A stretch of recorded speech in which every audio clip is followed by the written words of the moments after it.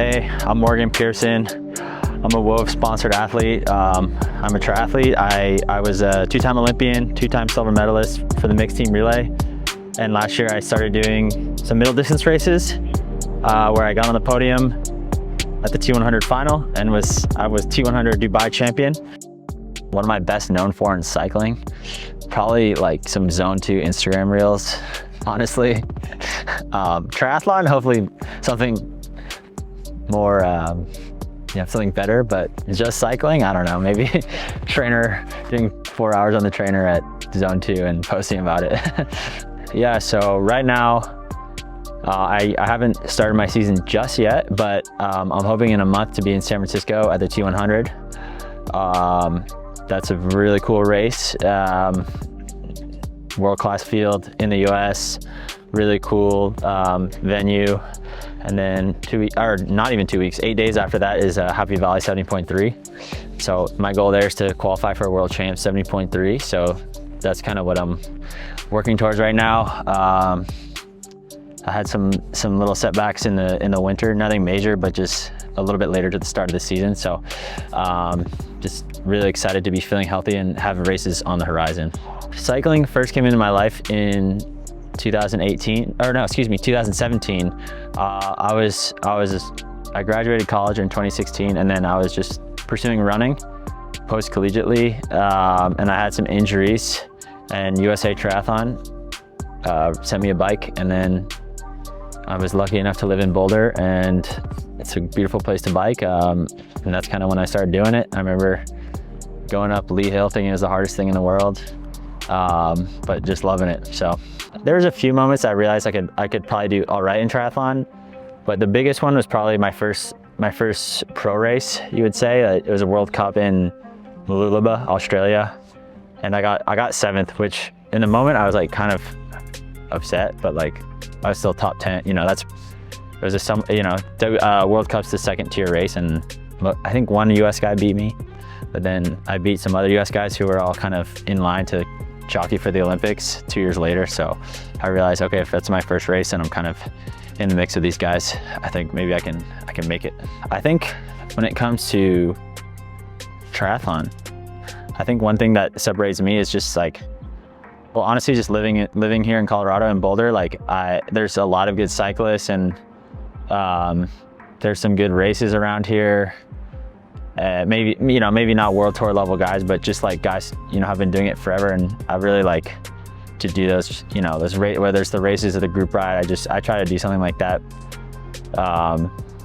And I think that's really helped me. Also last year I rode a Tour of Dairylands in Wisconsin, and that I think just like really elevated my cycling. I don't know how many triathletes are going over to an event like that and just like jumping in the pro race.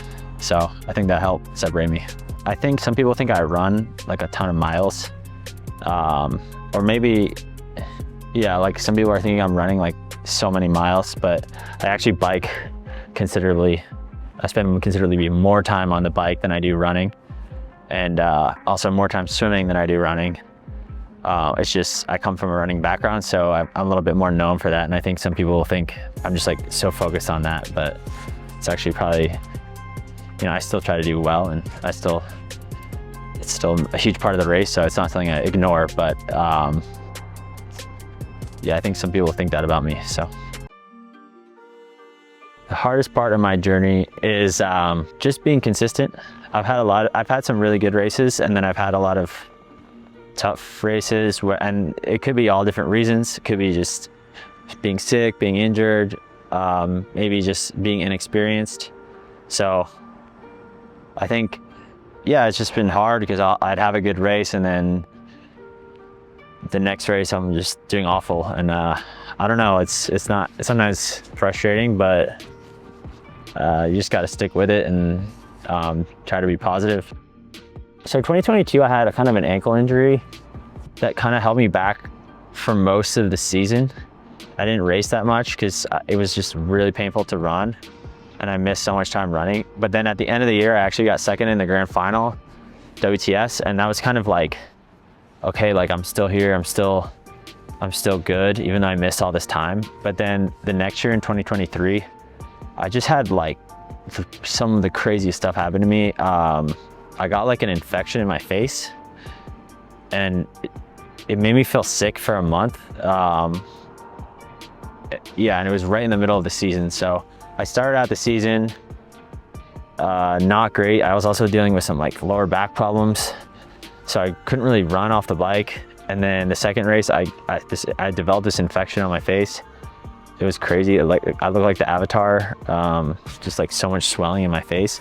And then it kind of like calmed down, but for some reason I just couldn't train for like a month. Like I remember doing like doing 300 watts on the bike felt like I could do it for like 30 seconds. It was so bad. And I'd missed all that time in 2022. So my scores were like, I was ranked really poorly, and the Olympic qualification was just like right around the corner.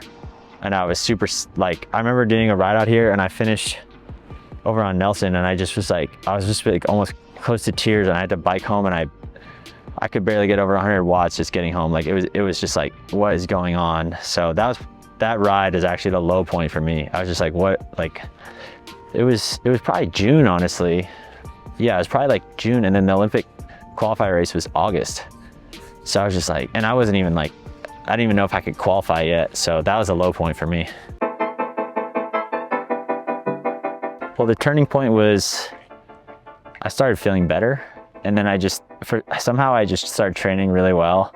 And it was one of those things where I was at such a low, but like the Olympic qualifier was so close. It's like, I might as well just try to do it, you know? Like if I go there and fail, it's only like another month of my life, you know? So it's almost just like, I'm not gonna give up with a month to go, you know? I put so much time into this. And then, yeah, I got kind of lucky. I wasn't even on the start list till the night before of the race. And then, unfortunately for them, a few guys got COVID, dropped off. This is the test event. It wasn't the real Olympics. So like, you know, they survived. So I got on the start list like 5 p.m. and then the morning was like 7 a.m. race or something. So I got in like the night before, and then I was able to qualify, getting top 8. I think I got 5th or 6th. And that was like the turning point. That was like, cause you go from that low of like, I don't even know if I'm gonna race. I can barely do like, I could barely train at all. I was like tired all the time to, you know, qualifying for Paris. That was tough, but it was like, you know, everyone deals with stuff. So it's like, it's not unique. I mean, it's a unique situation, but everyone kind of has those highs and lows. What's the idea behind moving into middle distance while still focusing on LA 28? Yeah, that's a great question. So I did Daytona 2020. We don't talk about that. Just, that doesn't, you know, that I didn't finish. We don't talk about that race. After Paris, you know, the Olympics is stressful, as you can imagine. And it's just a lot of pressure to make it, to go there. You want to do well, all this stuff. And I decided to sign up for 70.3 Indian Wells in 2024. It's December 2024. Just, you know, it's something different. It's, you know, you'd spend all this time, you know, chasing points, short course racing.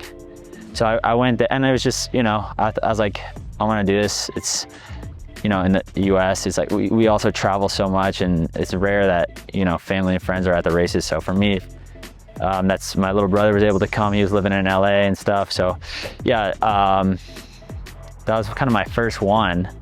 And then actually the T100 reached out after that race and asked if I wanted to do the series in 2025. And I thought about it.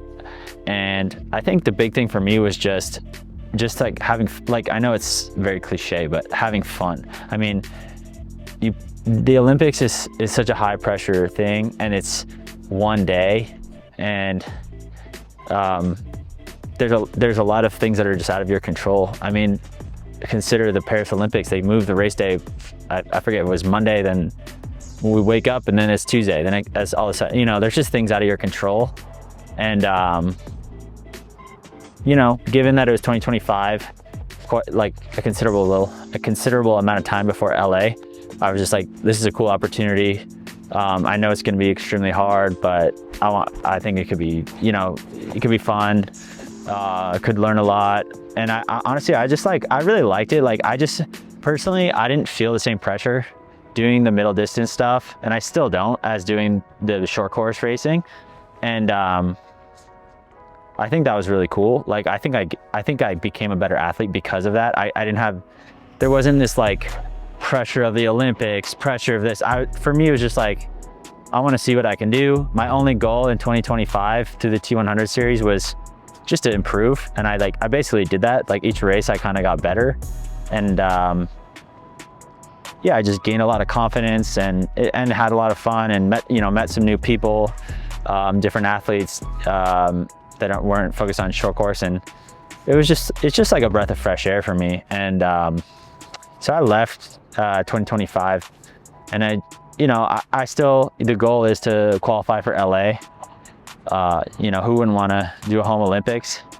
But I just think, for me, just for my mind, it's nice to have other things to pursue. It's not just this like one thing, like one day. It's something fresh, it's something new. And yeah, I mean, and honestly, like, by the end of the season, I was doing well, and I thought I was pretty like decent at it. So that's also fun too, like being competitive. And I think if I had never really like made those steps, maybe I would not be as enthusiastic about doing the middle distance. But I enjoy it, and I think I gained a lot of confidence from middle distance that can hopefully help me in short course. Interesting. So to paraphrase, your new goal of qualifying for Pro Ironman 70.3 World Championships is a way to relieve pressure. Yeah, like, yes and no. I mean, it's one of those things where like personally, I think I can do very well at 70.3 World Champs. But to me, saying I don't care that's just not true. I do care. Right. But I know I can go to that race with a level head, and it's a world-class race. Honestly, like, the general public cares more about, maybe not the Olympics, but like they would care more about that race than like the WTS grand final. And I think and it's cool. Like, it's cool to get your name out there. It's cool to be known and recognized in the sport. And like, personally, like I as someone who's primarily been a short course athlete, like, I want to show like I'm actually one of the best US guys. Like, just because you haven't heard of me, like, I still think I'm right. Getting a chance to show your durability. Yeah, exactly. So, but yeah, like, when you put it that way, it does sound silly. But honestly, like just to answer your question, like, I want to go to Happy Valley and qualify for 70.3 Worlds. But let's say that doesn't happen. I'm not gonna like lose. Like, I'm not gonna be so upset, because there's a WTS that same weekend, and I'll be just excited to do that one. I was curious, having now transitioned pretty fully into middle distance while still retaining the Olympic distance, do you find that it's difficult to train for one or the other? And do you think that you have advantages maybe in middle distance because of your short experience, or in short course because of your middle distance? So I'll answer the second part first. Okay. The advantage of being focused on both, I think, is the swim and the run, because the swimming at the short course level is just way higher. Like, you need to be a better swimmer. If you lose a minute in a short course race, your day might be over. But you see guys all the time losing multiple minutes in a long course race, and just because the bike is non-draft, you can kind of close that gap. So just still being really focused on short course and wanting to go to LA, I'm still really focusing on the swim, and that helps in long course. I'd say the run too, like, just having that speed, yeah, it's helped. I mean, honestly, I'm someone who's like, I think the middle distance run distance actually is like maybe better for me, but just still focusing on that speed is helping me run good in the middle distance. I think, so like carrying your speed from short distance over into the middle category, where it tends to be a little bit more of that endurance. Yeah.